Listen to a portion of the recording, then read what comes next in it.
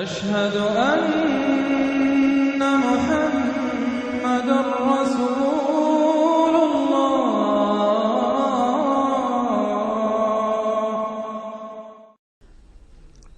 اعوذ باللہ من الشیطان الرجیم، بسم اللہ الرحمن الرحیم۔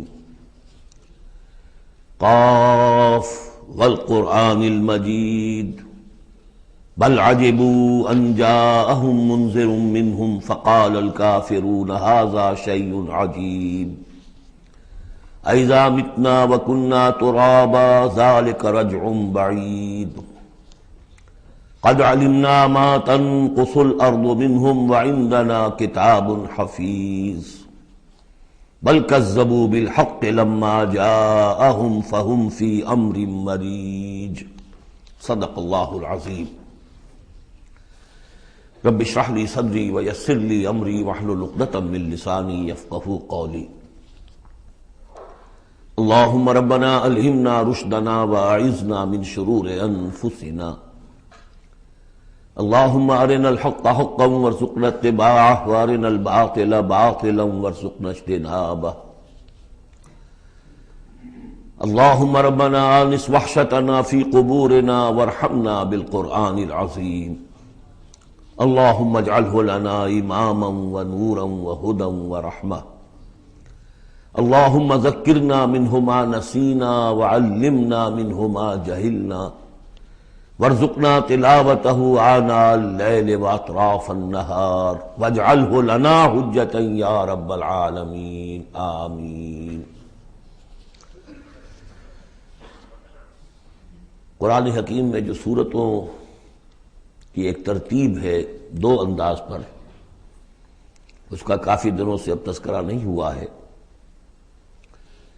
قرآن مجید کی سورتوں کی ایک تو تقسیم اس اعتبار سے ہے کہ اس کی 7 منزلیں ہیں، تقریباً برابر، لیکن یہ کہ بالکل برابر نہیں ہے۔ اور اس میں پیش نظر یہ تھا کہ جو شخص ایک ہفتے میں قرآن مجید ختم کرنا چاہے، اور صحابہ میں سے بہت سو حضرات کا یہ معمول تھا کہ رات کی نماز میں نوافل میں وہ اتنا قرآن پڑھتے تھے کہ ایک ہفتے میں ختم قرآن ہو جاتا تھا۔ اس کے لیے ضرورت تھی کہ منزلیں معین کر دی جائیں، تقریباً مساوی ہوں۔ اس میں حسن یہ بھی ہے کہ کوئی سورت تقسیم نہیں ہوتی، پوری کی پوری صورتیں اس میں شامل ہیں، پاروں والا حساب اس میں نہیں ہے۔ لیکن ترتیب کے اندر حسن ترتیب یہ ہے کہ سورہ فاتحہ کو اگر علیحدہ کر دیں، جو پورے قرآن حکیم کے لیے بمنزلہ ایک مقدمے کے ہے، دیباچے کے ہے، اور یہ کہ اپنی جگہ پر سورہ ہجر کی ایک آیت کی روح سے خود ایک قرآن ہے، تو اس کے بعد پہلی منزل میں 3 سورتیں ہیں، دوسری میں 5، تیسری میں 7، چوتھی میں 9، پانچویں میں 11، چھٹی میں 13، اور پھر حزب مفصل کہلاتا ہے، اس میں 65 سورتیں ہیں۔ وہ بھی ملٹیپل ہے 13 کا، 13 کو 5 سے ضرب دیں گے 65 بن جائے گا۔ تو ایک عددی جو ہے نسبت اس میں ہے، ایک سیڑھی بن رہی ہے۔ ایک اور جو گروپنگ ہے ان صورتوں میں وہ یہ ہے کہ ایک یا ایک سے زائد مکی صورت، پھر ایک یا ایک سے زائد مدنی صورت، یہ ایک گروپ، پھر مکی پھر مدنی دوسرا گروپ، پھر مکی پھر مدنی تیسرا گروپ، اس طریقے سے بھی 7 گروپ ہیں۔ یہ گروپ جو ہیں اس سے پہلے ایک جگہ پر یکجا ہو گئے تھے، دوسرا گروپ بھی ختم ہو گیا تھا سورہ توبہ پر، اور دوسری منزل بھی ختم ہو گئی تھی سورہ توبہ پر۔ تو میں نے آپ کو بتایا تھا کہ قرآن الصعدین ہو گیا، یہاں پر 2 سعید چیزیں جمع ہو گئی۔ قرآن حکیم کی سورتوں کی 2 منزلیں بھی ختم ہوئی سورہ توبہ پر، اور سورہ یونس سے تیسری منزل کا آغاز ہوا، اور مکی مدنی صورتوں کے گروپوں کا بھی جو دوسرا گروپ ہے وہ ختم ہو گیا سورہ توبہ پر، اور سورہ یونس سے تیسرے کا آغاز ہوا۔ وہی قرآن الصعدین یہاں بھی ہو رہا ہے۔ سورہ حجرات پر مکی اور مدنی صورتوں کا بھی گروپ ختم ہوا، لیکن وہ 5واں گروپ ہے، اور منزل بھی ختم ہوئی لیکن وہ 6ٹھی منزل ہے۔ یہاں وہ برابر نہیں ہے، وہاں دوسری منزل اور دوسرا گروپ یکجا ختم ہوا، تیسری منزل تیسرا گروپ یکجا شروع ہوا۔ یہاں سورہ قاف سے آگے یہ ایک منزل ہے، اس کو حزب مفصل کہتے ہیں، اور دوسری یہ کہ یہیں سے چھٹی جو گروپنگ ہے مکی اور مدنی صورتوں کی وہ شروع ہو رہی ہے سورہ قاف سے. سورہ قاف سے لے کر سورہ واقعہ تک اس میں 7 صورتیں جو ہے مکیات ہیں. پھر سورہ حدید سے لے کر سورہ تحریم تک 10 صورتیں مدنی ہیں. اور یہ اس اعتبار سے بھی ایک عجیب حسن ہے اس میں کہ جیسے پہلے گروپ میں مکی صورت صرف سورہ فاتحہ ہے اور مدنی صورتیں 6.25 پارے پر پھیلی ہوئی سورہ بقرہ، سورہ آل عمران، سورہ نساء، سورہ مائدہ. لیکن یہ کہ اگلا جو گروپ ہے وہ متوازن ہے، 2 صورتیں مکی، 2 مدنی. سورہ انعام، سورہ اعراف مکیات، سورہ انفال، سورہ توبہ مدنیات. ادھر بھی یہ ہے کہ جب آپ آخر سے چلیں گے تو جو آخری گروپ ہے 7واں گروپ وہ بالکل برعکس ہے پہلے گروپ کے کہ تقریباً سارا کا سارا مکی صورتوں پر مشتمل ہے. مدنی صورتیں 2 تو وہ ہیں جو بالاتفاق مدنی ہیں آخر بمعوذتین، باقی کے بارے میں اختلاف ہے، وہ میں بعد میں عرض کروں گا، لیکن بہت کم ہے. لیکن ادھر سے جب ہم چل کے آتے ہیں ادھر گویا کہ جو چھٹا گروپ ہے وہ متوازن ہے. تقریباً 1.25 پارہ جو ہے اور 1 پارہ یہ بنتا ہے. 1.25 پارہ تقریباً سورہ قاف سے، اور بلکہ 1 پارہ سورہ قاف سے لے کر اور سورہ واقعہ تک، اور ذرا سا 1 پارے سے زائد جو ہے وہ سورہ حدیث سے لے کر اور سورہ تحریم تک. یہ بھی متوازن ہے. پھر خاص طور پر اس میں جو یہ مکی صورتیں ہیں سورہ قاف سے سورہ واقعہ، سورہ قاف، سورہ زاریات، سورۃ الطور، سورۃ النجم، سورۃ القمر، سورۃ الرحمن، سورۃ الواقعہ، یہ ایک اعتبار سے قرآن حکیم کا حسین ترین حصہ ہے. یعنی عربی ادب کے اعتبار سے، صوتی آہنگ کے اعتبار سے، ڈیوائن میوزک جسے میں کہتا ہوں، قرآن کا ڈیوائن میوزک، چھوٹی چھوٹی آیتیں، ردم ہے اور فلو ہے تیز. الفاظ کے اندر بھی ایسا معلوم ہوتا ہے جیسے نگینے جڑ دیے گئے ہوں. چنانچہ انہی میں سے ایک صورت وہ ہے سورۃ الرحمن، جس کے بارے میں حضور نے فرمایا سورۃ الرحمن عروس القرآن، یہ قرآن مجید کی دلہن ہے. تو یہ صورتیں جو ہے اس اعتبار سے یہ قرآن مجید میں ادبیت کے اعتبار سے، فصاحت و بلاغت کے اعتبار سے یہ چوٹی پر ہے. ان میں سورہ قاف تو بڑی جامع ہے اور بہت منفرد صورت ہے اپنے مزاج کی، جیسا کہ میں عرض کرتا رہا ہوں آپ سے، بعض صورتیں منفرد ہیں. باقی 6 جو ہیں وہ 3 جوڑوں کی شکل میں وہ نمایاں ہوتا چلا جائے گا، کہ جیسے سورہ زاریات اور سورۃ الطور ایک جوڑا ہے، پھر سورۃ النجم اور سورۃ القمر، ستارہ اور چاند، ان کا جو آپس میں ربط ہوتا ہے اس وقت کو معلوم ہے، یہ ایک صورت، یہ ایک جوڑا ہے. پھر سورۃ الرحمن، سورۃ الواقعہ، یہ ایک جوڑا ہے. آج ہماری کوشش یہ ہوگی کہ یہ 7 کی 7 صورتیں جو ہیں ان کا ہم ترجمہ کر لیں.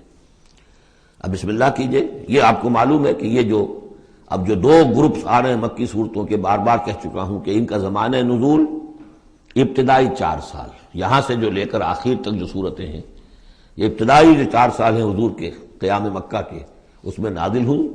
اور نمبر 2 یہ کہ ان صورتوں کے اندر انذار، آخرت کا انذار، یہ اس کا مرکزی مضمون ہے. اس لیے کہ حضور صلی اللہ علیہ وسلم کو جو پہلا حکم دیا گیا تبلیغ کے ضمن میں وہ انذار کا تھا.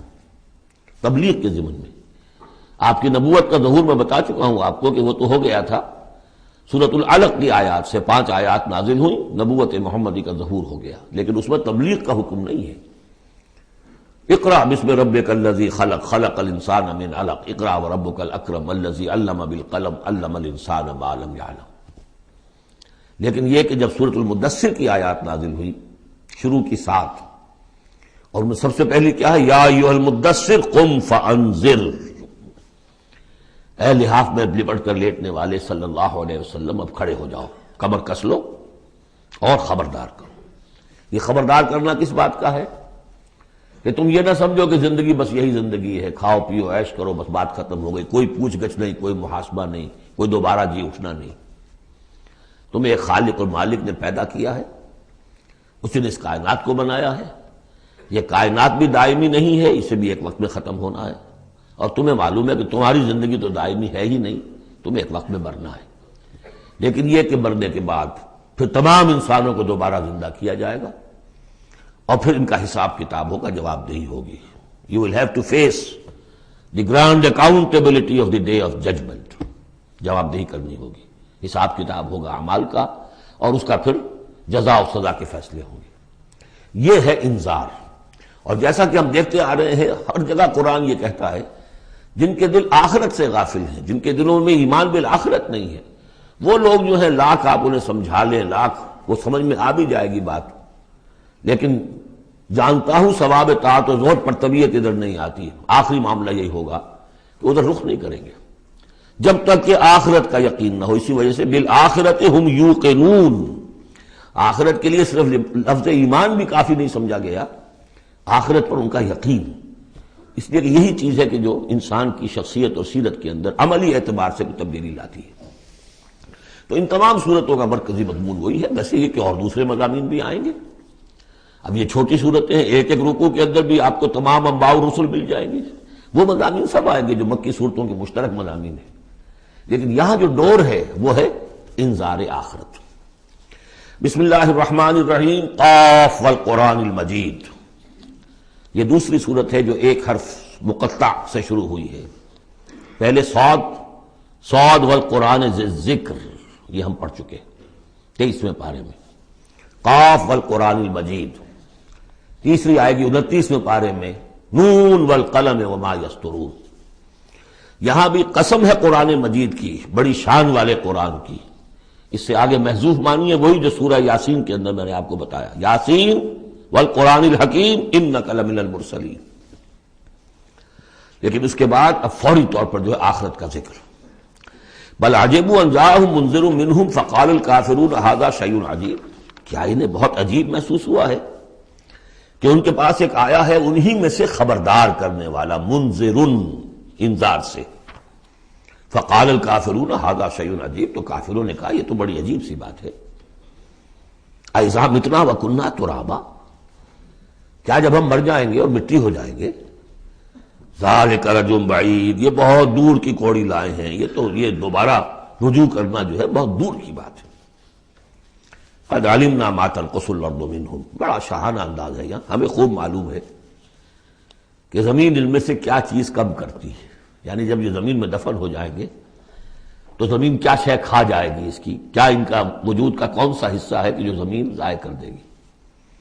وَإِنَّنَا كِتَابٌ حفیظ، اور ہمارے پاس تو ایک کتاب ریکارڈ ہے، محافظ خانہ موجود ہے، سب کے اعمال موجود ہیں، اور ان کی جانیں جو ہیں وہ تو ہم یہاں سے لے جاتے ہیں، وہ علیین میں ہے یا سجین میں ہے، وہ تو وہاں ہے۔ تو یہ تو ایک جسم ہے جو خاک سے آیا تھا، منہا خلقناکم وفیہا نعیدکم ومنہا نخرجکم تارۃ اخری، وہ ٹھیک ہے، لیکن ان کا جو اساس کارنامہ ہے، ان کی جو زندگی ہے، ان کی ارواح، ان کی جانیں، وہ ہمارے پاس ہیں، اعمال نامے ہمارے پاس ہیں۔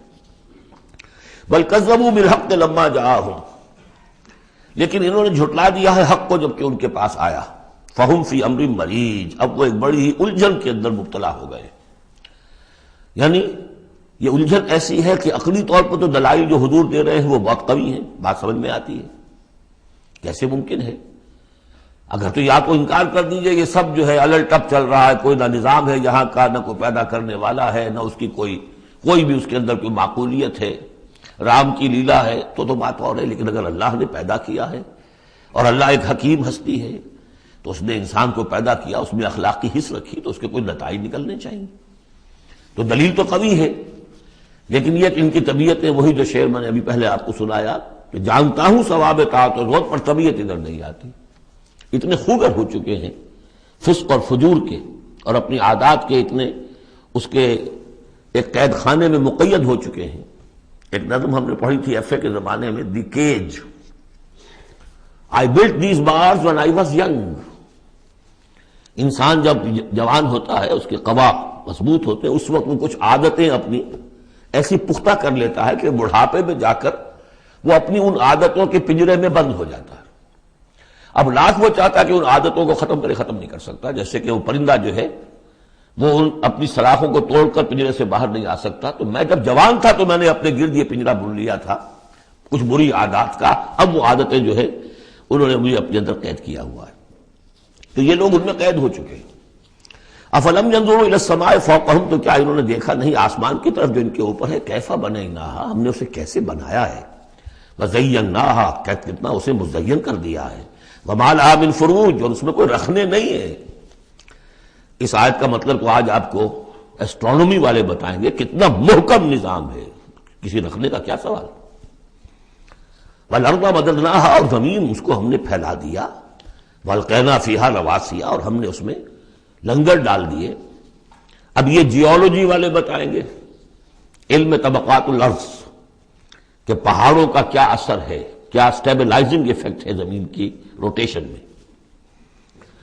وَمَا لَهَا مِن فُرُوجٍ وَالْأَرْضَ مَدَدْنَاهَا وَأَلْقَيْنَا فِيهَا رَوَاسِيَ وَأَنبَتْنَا فِيهَا مِن كُلِّ زَوْجٍ بَهِيجٍ، ہم نے اس میں ہر طرح کی بڑی ہی رونق والی چیزیں جو ہیں جوڑے جوڑوں کی شکل میں پیدا کر دی۔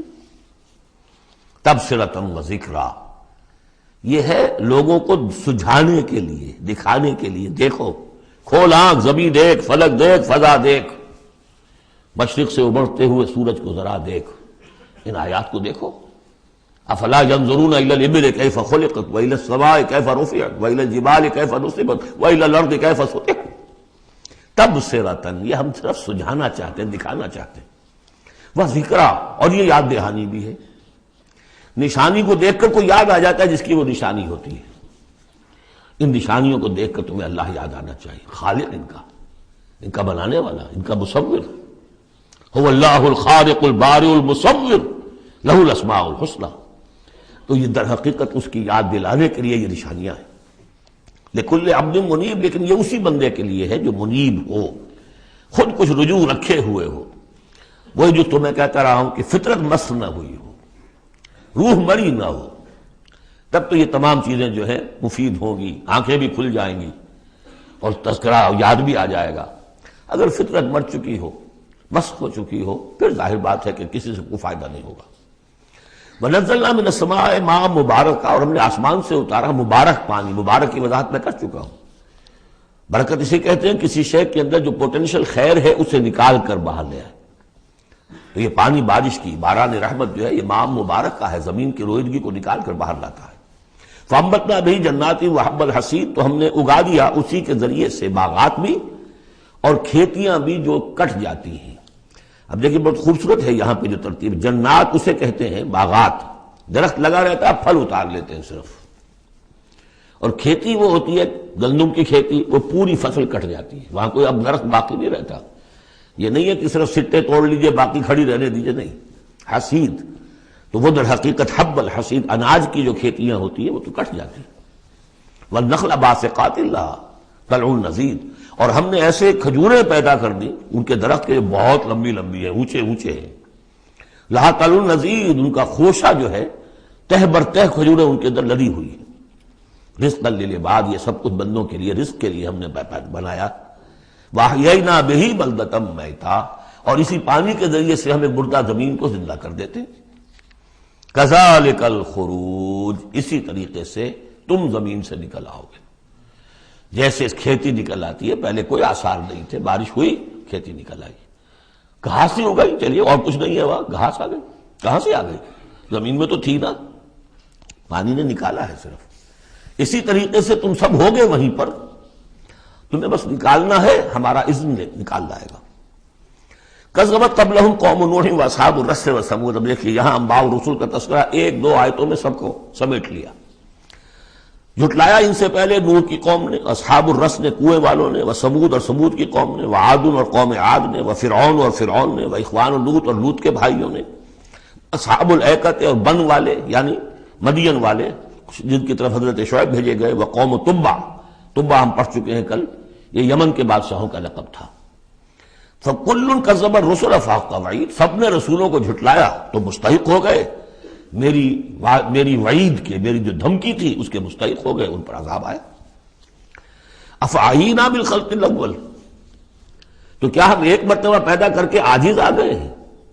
لم یعیا بخلقہن، یہ ہم کل پڑھ چکے ہیں۔ تو اس کے معنی کیا ہے؟ گویا کہ ہماری ساری، جس کو میں انگریزی میں نے کہا تھا کہ جو کریٹو پوٹینشیل ہمارا تھا، کریٹو انرجی ہماری ایگزاسٹ ہو چکی ہے تمہارے خیال میں۔ افعینا بالخلق الاول، کیا ہم بالکل عاجز آ گئے ہیں؟ بل ہم فی لبس من خلق جدید، ہماری خلاقی کی قدرت میں تو کوئی کمی نہیں ہوئی۔ ہاں یہ لوگ جو ہیں ان کے ذہن کی تنگی ہے کہ جس کی وجہ سے یہ دھوکے میں ہو رہے ہیں کہ دوبارہ کیسے بنا لیا جائے گا۔ وَلَقَدْ خَلَقْنَا الْإِنسَانَ وَنَعْلَمُ مَا تُوَسْوِسُ بِهِ نَفْسُهُ، ہم نے تو انسان کو پیدا کیا ہے، ہم جانتے ہیں جو پٹی پڑھاتا ہے اسے اس کا نفس، اندر بھی تو ہے نا ایک قوت شر، وہ نفس ہے، ان النفس لامارۃ بالسوء، 13ویں پارے میں ہم نے شروع کی آیت پڑھی ہے، وما ابرئ نفسی ان النفس لامارۃ بالسوء۔ تو انسان کے اندر بھی ایک داعی شر ہے، ایک داعی خیر ہے۔ داعی شر کیا ہے؟ نفس امارہ، اڈ یا لبیڈو فرائڈ کی اصطلاح میں، اور داعی خیر کیا ہے؟ روح، جس کا مسکن ہے قلب، وہ بلندی کی طرف، رفعت کی طرف لے کے جانا چاہتی ہے انسان کو۔ اس کو فرائڈ نے دیکھا تو صحیح ہے، آبزرویشن اس کی صحیح ہے، سپر ایگو، ایگو کے اوپر ایک سپر ایگو ہے، اگرچہ اس کی جو اس کی ایکسپلینیشن کی ہے، توجیہ جو کی، وہ غلط ہے۔ ظاہر بات ہے کہ اب یہ تمام مغربی سائنسدان اور فلاسفر اصل میں ان کی ایک آنکھ بند ہے، عالم امر سے وہ واقف ہی نہیں، روح کا ان کے ہاں تصور ہی نہیں، فرشتے کا کوئی تصور نہیں، ان کی ساری جتنی بھی انویسٹیگیشنز ہے، جتنی بھی تحقیق ہے، تفتیش ہے، آبزرویشن ہے، بھاگ دوڑ ہے، وہ سب عالم خلق سے متعلق ہے۔ تو عالم خلق کے بارے میں تو واقعہ ہے، انہوں نے علم کا اتنا بڑا انبار جمع کر دیا ہے کہ اس کا تصور بھی ممکن نہیں ہے ایک انسان کے لیے، لیکن یہ کہ بس وہ ایک آنکھ جو ہے عالم امر والی وہ بند ہے۔ تو ہم خوب جانتے ہیں کہ اس کا نفس اسے کیا پٹیاں پڑھاتا ہے، کیا وسوسہ اندازی کرتا ہے۔ وَنَحْنُ أَقْرَبُ إِلَيْهِ مِنْ حَبْلِ الْوَرِيدِ، اور ہم تو اس سے، اس کی رگ جان سے بھی زیادہ قریب ہیں۔ یہ قرب ہے ذات باری تعالیٰ کا، لیکن یہ کہ اتصال بے تکیف بے قیاس ہست رب الناس را با جان ناس، یہ نہیں جانتے کہ کیسے ہے یہ قرب، ہم نہیں جان سکتے۔ اللہ کا ہاتھ ہے کیسا ہے ہم نہیں جانتے، اللہ کا چہرہ ہے کیسا ہے ہم نہیں جانتے، اللہ نزول فرماتا ہے پہلے آسمان تک ہر رات کے آخری حصے میں، کیسے اترتا ہے ہم نہیں جانتے۔ اللہ ہمارے ساتھ ہے، وَهُوَ مَعَكُمْ أَيْنَمَا كُنتُمْ، ہر وقت ہمارے ساتھ ہے، کیسے ہے یہ ہم نہیں جانتے، بس جو بتایا وہ ہے، اس پر یقین، اور کیسے کے چکر میں پھنسیں گے تو 100 طرح کے فتنوں کے اندر مبتلا ہو جائیں گا۔ پہلے آدمی سمجھ لے یہ وراء الورا ہے، یہ ہمارے لیے ہماری سمجھ سے بالاتر ہے، یہ عالم امر کی شے ہے۔ تمہارے پاس معلومات کا جو ذریعہ ہم نے دیا ہے وہ عالم خلق کی چیزوں کے لیے، ان السمع والبصر والفؤاد، 3 چیزیں کافی ہیں۔ تحقیق کرو، تفتیش کرو، آبزرو کرو، سنو، انفر کرو، نتیجہ نکالو، کمپیوٹر کے ذریعے سے پروسیس کرو، یہ چلتے جاؤ۔ لیکن عالم امر کی بات جو وحی سے بتا دی گئی، بس وہ، اس کی زیادہ مین میخ، زیادہ باریکیوں میں جاؤ گے فتنے میں مبتلا ہو جاؤ گے۔ تو ہے وہ ہماری رگ جان سے بھی قریب، اذ یتلقی المتلقیان عن الیمین وعن الشمال قعید، جبکہ لیتے جاتے ہیں دو لینے والے داہنی طرف اور بائیں طرف موجود ہیں، یعنی اللہ خود بھی موجود ہے، ہمارے ساتھ ہے، لیکن اس نے 2 فرشتے ہر انسان کے ساتھ لگا رکھے ہیں جو اس کے ہر قول کو اور ہر فعل کو ریکارڈ کر رہے ہیں، کرامن کاتبین، وہ دائیں اور بائیں موجود ہیں۔ ما یلفظ من قول الا لدیہ رقیب عتید، جو بھی اس کے زبان سے قول نکلتا ہے اس کو لے کر ریکارڈ کرنے والے موجود ہیں، نگران جو دیکھ رہے ہیں کیا کہہ رہا ہے یہ، اور وہ مستعد ہیں جو اس کو لے رہے ہیں، ریکارڈ کر رہے ہیں۔ اور وہ ریکارڈنگ ظاہر بات ہے کوئی قلم سیاہی پینسل والی تو نہیں ہے، ریکارڈنگ تو ہماری یہاں پہ ایک اور ہو رہی ہے۔ آج سے 20 سال پہلے اس ریکارڈنگ کا تصور نہیں ہو سکتا تھا کہ یہ بھی کوئی ریکارڈنگ ہوتی ہے، اور کتنی ایگزیکٹ ریکارڈنگ ہے۔ اچھے سے اچھا بھی اسٹینوگرافر ہو تو کہیں نہ کہیں اس کی ڈکٹیشن دینے میں کہیں کوئی غلطی ہو جائے گی، اس میں تو کوئی غلطی نہیں ہے۔ اس سے بھی اعلیٰ کیا ریکارڈنگ ہو رہی ہے جو فرشتے کر رہے ہیں، جو ہمارے تصور سے باہر ہے۔ وجاءت سکرۃ الموت بالحق، اور بالآخر وہ موت کی بے ہوشی کا وقت آن پہنچتا ہے حق کے ساتھ، قطعی ہے وہ تو آنی ہے، اس لیے کہ اللہ کے منکر تو پیدا ہوئے ہیں، موت کا منکر تو آج تک کوئی پیدا نہیں ہوا، موت کا تو سب کو اقرار ہے۔ بالحق ذالک ما کنت منہ تحید، یہی ہے نا وہ جس سے تم بھاگا کرتے تھے۔ بڑی نفسیاتی بات ہے، انسان اپنے موت کے تصور کو اپنے ذہن سے دور رکھتا ہے، یہاں تک کہ تھوڑا سا ارتعاش ہوتا ہے جب کسی عزیز کو کندھوں پر اٹھا کر لے جا کر اور قبرستان میں دفن کر کے آتے ہیں، تھوڑی دیر کے لیے تو اعصاب ہلے رہتے ہیں کہ منزل تو یہ ہے، جانا تو یہاں ہے، آج ہم اسے چھوڑائیں کل ہم نہیں جانا ہے، اس کے بعد پھر وہی اپنا روٹین، وہی اپنے مسائل، وہی اپنے معاملات، وہی اپنی دلچسپیاں، پھر آدمی بھول جاتا ہے۔ ذالک ما کنت منہ تحید، اسی کو تم چاہتے تھے، اس سے ذرا دور رہو، اسے اپنے ذہن سے ٹالے رکھو۔ ونفخ فی الصور، پہلے وہ قیامت صغریٰ کا ذکر تھا جو ہر انسان کی ہے، سکرات الموت، نزع کا عالم، اور اب ہے وہ پوری دنیا کی جو قیامت، پوری دنیا کی جو موت آنی ہے، وہ نفخ فی الصور، سور میں پھونکا گیا یا جائے گا، ذالک یوم الوعید، یہ ہے وعدے کا دن، وجاءت کل نفس معہا سائق و شہید، اور ہر جان آئے گی اس کے ساتھ ایک ہوگا دھکیلنے والا اور ایک ہوگا گواہ۔ دو فرشتے جو جہاں دنیا میں مامور تھے ریکارڈ تیار کرنے پر، اب ایک اس کو لے کر آئے گا جو کہ دھکیل رہا ہوگا چلو ادھر کو، اور ایک کے پاس وہ سارا اس کا ریکارڈ ہوگا، شہید وہ ہوگا، اس کے پاس اعمال نامہ ہے۔ لقد كنت في غفلة من هذا، اللہ تعالیٰ فرمائے گا اے انسان تو آج کے اس دن سے غفلت میں رہا نا، لقد كنت في غفلة من هذا فكشفنا عنك غطاءك فبصرك اليوم حديد، تو آج ہم نے تمہاری آنکھ سے پردے ہٹا دیے، اٹھا دیے، آج تمہاری نگاہ کتنی تیز ہو گئی ہے، ہر شے نظر آ رہی ہے۔ اب وہ حقائق جو پردے کے پیچھے تھے، جو پہلے غیب میں تھے، جس پر کہ ایمان لانا مطلوب تھا غیب میں، الف لام میم ذالک الکتاب لا ریب فیہ ھدی للمتقین الذین یؤمنون بالغیب، آج وہ غیب کا پردہ ہٹا دیا گیا، اب تمہارے سامنے فرشتہ بھی ہے جو تمہیں بھاگتا ہوا لا رہا ہے، تمہارا اعمال نامہ جو ہے دوسرے کے فائلیں جو ہیں وہ اس کے ہاتھ میں ہے۔ وقال قرینہ ھذا ما لدی عتید، اور کہے گا اس کا ساتھی، میری رائے ان حضرات کے ساتھ ہے کہ جن کے نزدیک یہ وہ شیطان ہے جو ہر انسان کے ساتھ دنیا میں ایک شیطان بھی لگا ہوا ہے، جیسے داخلی قوت شر ہے نفس، شیطان ساتھ باہر موجود ہے جو نفس میں پھونکے مارتا رہتا ہے، نفس میں اشتعال پیدا کرتا ہے، نفسانی خواہشات کو بھڑکاتا رہتا ہے۔ دوسری طرف انسان کے اندر روح ہے جو داعی خیر ہے، تو باہر فرشتے ہیں جو خیر کی دعوت دیتے ہیں۔ نحن اولیاؤکم فی الحیات الدنیا وفی الآخرہ، سورہ حامیم سجدہ میں ہم پڑھ کر آئے کہ نہیں، فرشتے ہمارے ساتھ ہوتے ہیں، وہ شاباش دیتے ہیں، کوئی نیک کام کر کے اگر ہمیں خوشی ہوتی ہے، یہ فرشتوں کی طرف سے ہمیں بشارت ہو رہی ہوتی ہے کہ اچھا کیا تم نے، کوئی گویا کہ اندر ہی سے آپ کو شاباش دے رہا ہوتا ہے کہ ہمت کی تم نے، بڑا اچھا کیا تم نے۔ کون ہے وہ فرشتہ ہے، نظر نہیں آئے گا۔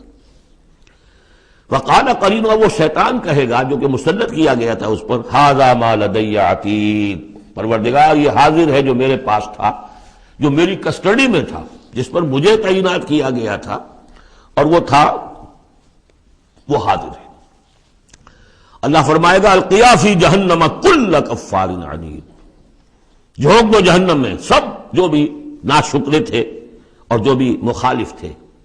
اب یہ حکم کور کرے گا اس انسان کو بھی اور شیطان کو بھی۔ مناع للخیر، جو خیر سے روکنے والا، معتدن، حد سے بڑھنے والا، مریب، شکوک و شبہات میں مبتلا رہنے والا، الذی جعل مع اللہ الہا آخر، جس نے اللہ کے سوا کسی اور کو بھی الہ بنایا اور پکارا اور پوجا، فالقیاہ فی العذاب الشدید، تو جھونکو اس کو بڑے سخت عذاب میں۔ اب اس کے رونگٹے کھڑے ہوں گے، وہ جو شیطان وہ سمجھتا تھا میں تو سرکاری کارندہ ہوں یہاں پر، لیکن یہ کہ یہاں جب حکم ہوگا تو دونوں کو جھونکا جائے گا۔ قال قرینہ ربنا ما اطغیتہ ولکن کان فی ضلال بعید، وہ کہے گا شیطان اس کا ساتھی، پروردگار میں نے اس کو گمراہ نہیں کیا، یہ تو خود ہی جو ہے بڑی سخت گمراہی کے اندر تھا۔ تو گویا کہ وہ چاہے گا کہ میری جان بخشی کی جائے، جو میری کسٹڈی میں تھا وہ تو میں نے حاضر کر دیا لا کر۔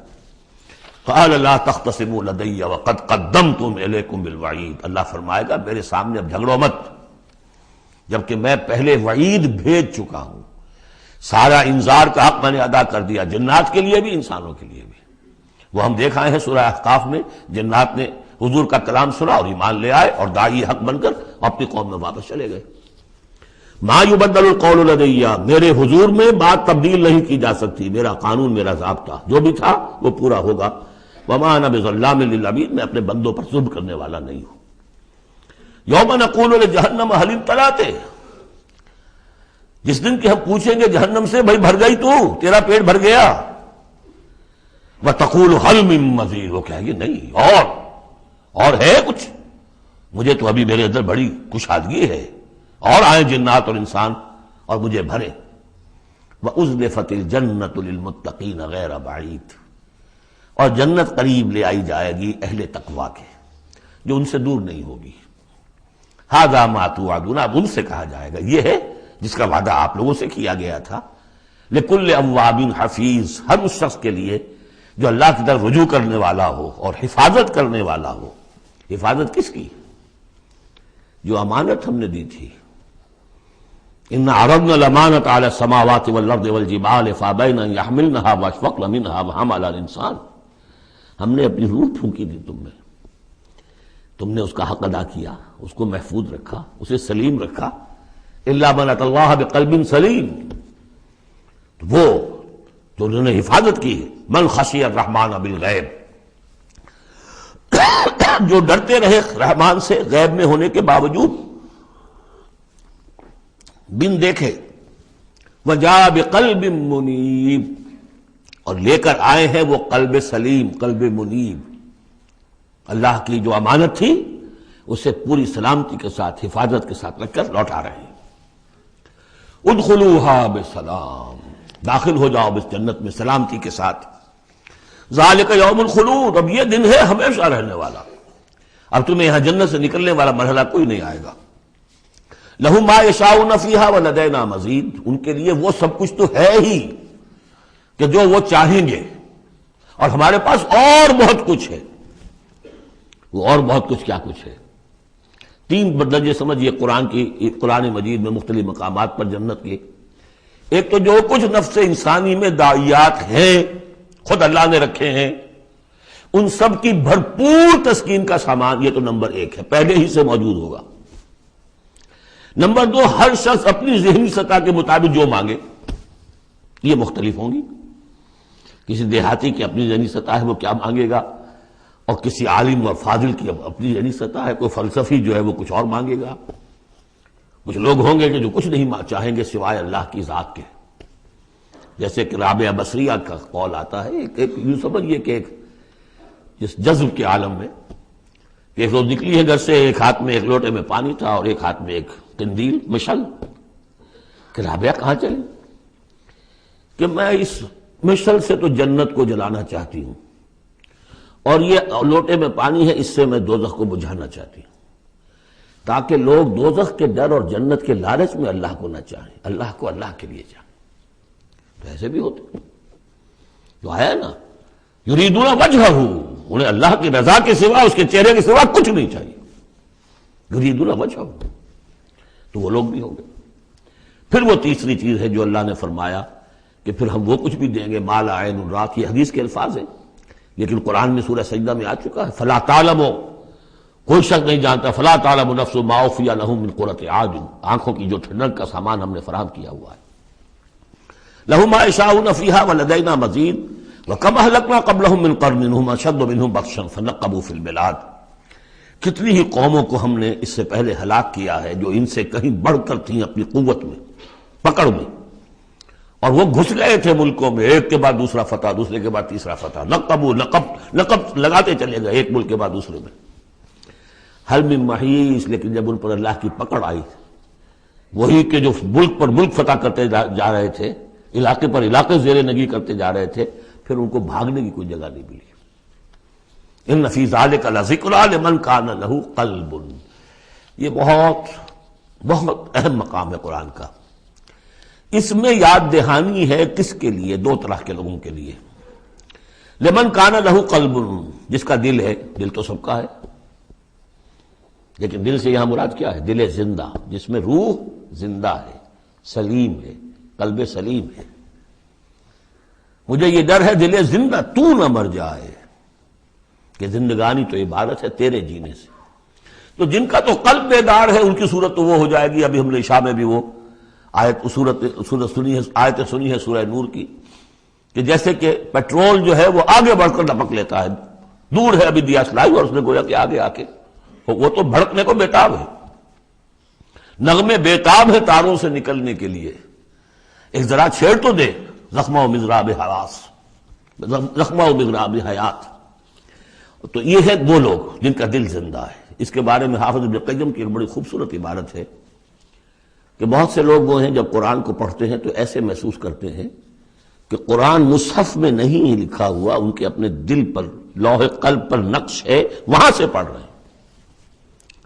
اتنی کہ ہم آہنگی ہے، اس طرح کی سمپیتھیٹک وائبریشن ہوتی ہے قرآن کو پڑھتے ہوئے کچھ لوگوں کی، جن کی وہ اندر فطرت جو ہے وہ صحیح ہے، سالم ہے، پرورٹڈ نہیں ہے، مریض نہیں ہے، مردہ نہیں ہے، چاق و چوبند ہے، بیدار ہے، تو وہ تو گویا کہ قرآن کو اپنے قلب سے پڑھ رہے ہوتے، اتنی ہم آہنگی۔ تو جن کا تو یہ دل زندہ ہے ان کو تو کسی زیادہ اور تشویش کی اور تگ و دو کی ضرورت ہی نہیں، جیسے ابو بکر صدیق کو ایک لمحہ بھی نہیں لگا۔ ہاں کچھ لوگوں کے اندر ذرا کچھ پولیوشنز ہوتی ہیں، کچھ پردے پڑے ہوئے ہیں، وقت لگ جاتا ہے، تو ان کے لیے ہے او کا لفظ آیا یہاں پر، لمن کان لہ قلب او القى السمع وهو شہید، یا یہ کہ پھر ذرا کان لگا کر سنے اور اپنے آپ کو حاضر کرے، متوجہ کرے، تو یقیناً پھر اس کے حوالے سے اس کو اس قرآن کے ذریعے سے ہدایت مل جائے گی۔ ایک تو ایسے محسوس کریں گے جیسے دیکھنا تقریر کی لذت کے جو اس نے کہا میں نے یہ جانا کہ گویا یہی میرے دل میں تھا۔ دوسروں کو ذرا محنت کرنی پڑے گی۔ اور ہمارا جو منتخب نصاب ہے مطالعہ قرآن حکیم کا، اس میں جو ایمان کی بحث میں دو مقامات اسی کی گویا کہ دو طریقے جو ہیں مختلف اسی کی نمائندگی کے لیے۔ ایک طریقہ وہ ہے ان فی خلق السماوات والارض واختلاف اللیل والنہار لآیات لأولی الالباب الذین یذکرون اللہ قیاما وقعودا وعلی جنوبہم ویتفکرون فی خلق السماوات والارض، آبزرویشن بھی ہے، غور و فکر بھی ہے، تدبر بھی ہے، اور یہ ذکر کے ساتھ تدبر، ذکر کے ساتھ فکر، یہ دونوں مل کر بات بنتی ہے۔ خالی ذکر سے بات نہیں بنے گی، خالی فکر سے بات نہیں بنے گی۔ اور بدقسمتی اس امت کی یہی ہو چکی ہے اب کہ یہ دو حلقے علیحدہ ہو گئے۔ مفکرین ہیں تو وہ ذکر کی لذت سے ناآشنا ہے، کتابیں لکھ رہے ہیں، بڑی بڑی تفسیریں، آج کل تو کیا کہہ رہا ہے، کیسی کیسی تفسیریں آ رہی ہیں، ذکر سے ناآشنا۔ دوسری طرف ذاکرین ہیں وہ فکر سے ناآشنا، ان کو غور و فکر، سوچ بچار، دنیا کا مطالعہ اس سے تعلق نہیں۔ تو گویا کہ گاڑی کے پہیے جدا ہو گئے، گاڑی کیسے چلے اب؟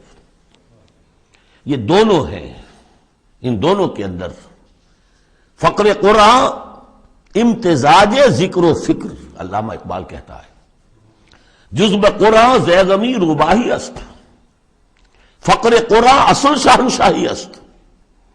قرآن کے سوا اگر کوئی شعر بھی بن گیا تو کیا ہے، وہ لومڑی کی طرح ہوگا، کچھ نہیں ہوگا۔ اور فقر قرآن اصل شہنشاہی است، جس کو فقر قرآنی مل گیا، شہنشاہ تو وہ ہے۔ لیکن فقر قرآن کیا ہے؟ فقر قرآن ارتباط یا امتزاج ذکر و فکر، دو چیزیں جب ذکر و فکر مل جاتی ہیں۔ فکر را کامل نہ دیدم جز بذکر، فکر کبھی کامل نہیں ہوگا جب تک کہ ذکر ساتھ ہو۔ یہ ایک طریقہ تو یہ ہے جو سورہ آل عمران والے اس آخری حصے میں آیا۔ ایک طریقہ وہ ہے قلب کو صاف کر لیجئے، اس کی کدورتیں دور کر لیجئے، اس کے آئینے میں قرآن خود بخود منعکس ہو جائے گا اور اس کو جگمگا دے گا۔ یہ ہے جو آیات نور کے اندر ہے، نور علی نور، نور فطرت اور نور وحی مل کر نور ایمان کی تکمیل کرتے ہیں۔ ان فی ذلک لذکری لمن کان لہ قلب او القی السمع وہو شہید۔ عام طور پر لوگوں نے اس او کو واو بنا دیا ہے، اس لیے کہ اس گہرائی میں جا کر ان دو چیزوں کا علیحدہ، یہ دو اپروچز مختلف ہیں، اس کو سمجھا نہیں تو اس کو کہا کہ او جو ہے یہاں واو کے معنی میں اور نہیں، او ہے یہ۔ وَلَقَدْ خَلَقْنَا السَّمَاوَاتِ وَالْأَرْضَ وَمَا بَيْنَهُمَا فِي سِتَّةِ أَيَّامٍ، اور ہم نے آسمانوں اور زمین کو جو کچھ ان کے مابین ہے پیدا کیا 6 دنوں میں۔ وَمَا مَسَّنَا مِن لُغُوبٍ، ہمیں کوئی تکان تاری نہیں ہوئی۔ یہاں اصل میں نفی ہو رہی ہے کہ تورات جب گم ہو گئی تھی تو جب اس کو دوبارہ یادداشت سے مرتب کیا گیا تو مرتبین انسان تھے، وہ نبی تو تھے نہیں، تو ان کی یادداشت نے ٹھوکریں کھائیں، تو غلط چیزیں بھی تورات میں شامل ہو گئیں۔ تو اس میں وہ بھی الفاظ آ گئے کہ اللہ نے آسمان اور زمین 6 دن میں پیدا کیے اور 7ویں دن اس نے آرام کیا، تھک گیا تھا نا۔ یہی ویکینڈ کا تصور ہے جو چلا آ رہا ہے تورات، جو یہودیوں میں بھی اور عیسائیوں میں بھی، اس لیے کہ تورات میں 7واں دن آرام، اللہ نے آرام کیا تم بھی آرام کرو۔ ہمارے ہاں کوئی تصور اسلام میں ویکینڈ کا نہیں، اور اس کی نفی کر رہا ہے اللہ، وَمَا مَسَّنَا مِن لُغُوبٍ، ہمیں کوئی تکان تاری تو نہیں ہوئی کہ ہمیں کسی آرام کی ضرورت ہوتی۔ فَاصْبِرْ عَلَىٰ مَا يَقُولُونَ، تو اے نبی آپ صبر کیجئے اس پر جو یہ کہہ رہے ہیں۔ وَسَبِّحْ بِحَمْدِ رَبِّكَ قَبْلَ طُلُوعِ الشَّمْسِ وَقَبْلَ الْغُرُوبِ، اور اپنے رب کی تسبیح و تحمید کیجئے سورج کے طلوع ہونے سے قبل اور سورج کے غروب ہونے سے قبل۔ اب یہ ابتدائی 4 سال ہے جن میں ابھی نمازوں کا وہ نظام الاوقات نہیں بنا تھا، وہ تو 11ویں سال میں جا کے بنا ہے۔ سورہ بنی اسرائیل میں جب نازل ہوئی ہے اور جب کہ معراج ہوا ہے آپ کا، معراج میں یہ 5 وقتوں کا نماز کا نظام دیا گیا۔ اس وقت تک تو یہی ہے صبح و شام اللہ کا کچھ یاد ہو، یا اس سے پہلے جو ہے وہ رات بھر کھڑے رہو 2/3 یا تہائی، کم سے کم 1/3 شب، وہ اور علیحدہ نظام تھا۔ تو قبل طلوع الشمس والی نماز ہی اب ہماری فجر کی نماز بن گئی ہے، اور قبل الغروب والی نماز اب ہماری عصر کی نماز بن گئی ہے۔ یہی بات ہم سورۃ طٰہٰ میں پڑھ چکے ہیں، قبل طلوع الشمس و قبل غروبها ومن اللیل فسبح، اور رات کے حصوں میں بھی اس کی تسبیح بیان کرو، بعد 12 سجود اور نمازوں کے بعد سجدوں کے بعد پھر بیٹھ کر بھی کوئی تھوڑی سی تسبیح کیا کرو، جیسے نمازوں کے بعد تسبیح فاطمہ ہے 33 مرتبہ سبحان اللہ، 33 مرتبہ الحمدللہ، 33 یا 34 مرتبہ اللہ اکبر۔ واستمع یوم ینادی المناد من مکان قریب، اور کان لگا کر سنتے رہو، اس دن کے منتظر رہو جبکہ پکارنے والا پکارے گا بہت قریب کی جگہ سے۔ یعنی جب سور پھونکا جائے گا تو ہر ایک کو یہ محسوس ہوگا جیسے براہ راست میرے کان کے اندر ہی آ رہا ہے، بہت قریب سے، اور بہت زوردار آواز ہوگی، وہی تو پھر موت کا ذریعہ بنے گی، اور اسی سور کو پھونک کر پھر بس بعد الموت ہوگا۔ یہاں اس دوسرے کا ذکر ہے، یوم یسمعون الصیحۃ بالحق، جس دن کے وہ سنیں گے چنگھاڑ حق کے ساتھ، ذالک یوم الخروج، یہ ہے اب نکلنے کا دن۔ انا نحن نحیی و نمیت، ہم ہی زندہ رکھتے ہیں، ہم ہی موت وارد کرتے ہیں، وإلینا المصیر، جہاں اللہ تعالیٰ اپنی زیادہ جلالت شان کا اظہار کرنا چاہتا ہے وہ جمع کا صیغہ ہوتا ہے، انا نحن نحیی و نمیت وإلینا المصیر۔ یوم تشقق الارض عنہم سراعا، جس میں اس کی زمین پھٹے گی اور یہ اس میں تیزی سے نکلیں گے اس میں سے باہر۔ ذالک حشر علینا یسیر، یہ جمع کر دینا ہمارے لیے بہت آسان ہے، کوئی مشکل نہیں۔ نحن اعلم بما یقولون، اے نبی ہم خوب جانتے ہیں جو کچھ یہ کہہ رہے ہیں، یہ کہہ رہے ہیں یہ مجنون ہیں، یہ کہہ رہے ہیں کہ یہ شاعر ہیں ساحر ہیں، شروع کی جو باتیں تھیں۔ وما انت علیہم بجبار، ہم نے آپ کو ان پر کوئی زور دے کر نہیں بھیجا ہے کہ زبردستی آپ انہیں حق کی طرف لے آئیں۔ فذکر بالقرآن من یخاف وعید، پس تذکیر کیجئے قرآن کے ذریعے سے ہر اس شخص کو کہ جو ذرا سا بھی جس کے اندر کوئی تھوڑی سی روح زندہ ہوگی اور احساس ہوگا، اخلاقی حس جو ہے مردہ نہ ہو چکی ہوگی، وہ ضرور سنے گا اور وہ آپ کی اس تذکیر سے فائدہ اٹھائے گا۔ اب یہاں نوٹ کر لیجئے، تذکیر بھی قرآن کے ذریعے سے، تبشیر قرآن کے ذریعے، انذار قرآن کے ذریعے، تبلیغ قرآن کی، تزکیہ نفس قرآن کے ذریعے، اور کس طرح امت نے اس قرآن سے اپنے آپ کو دور کیا ہے۔